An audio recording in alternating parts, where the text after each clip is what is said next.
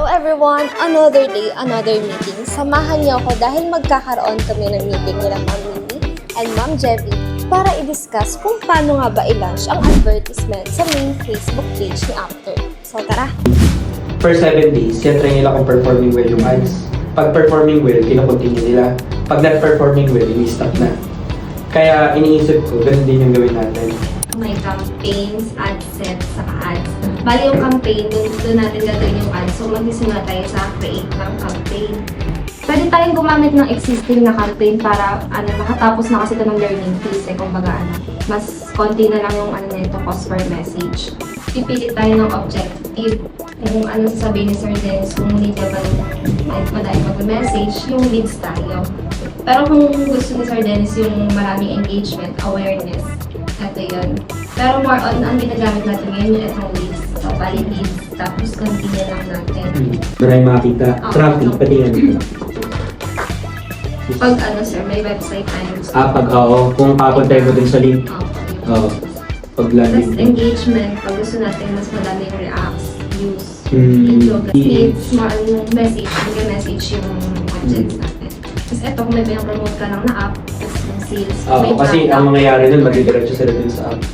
Tapos pag sales ito, kung may product tayo dito, pwede ka maglagay ng call to action. Yung lumalabas dun saan? May post din dun. Ayun, depende sa kung anong objective mo. Audience dito, di ba newsleaf siya, pwede natin gamitin yung registration na audience. Kasi dito yung audience na nakasave, yung malalapit lang dito sa atin. Like QC, ganyan. Hindi na natin ipaparating sa sa mga province na hindi natin kaya or sa malalayo. Tapos tayo sa ad sets. Bali dito, mamimili na tayo kung anong post natin yung i-ads natin. Dito, may option ka na pwede kang mag-create. Dito ka na mismo gagawa ng ad or mamimili ka lang sa existing post.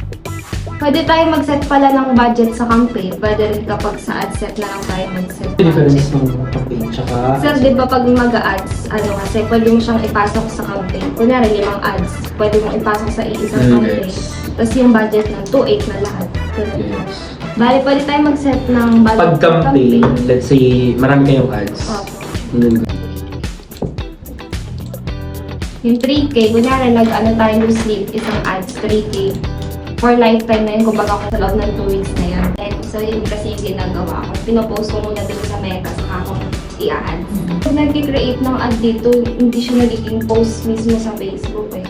Kunyari, magiging ads, di ba magiging ads siya, lalabas siya sa hindi sila magiging post sa Facebook.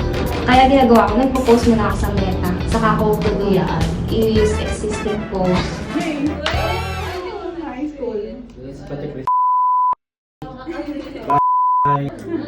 Basta diniguan lang ba?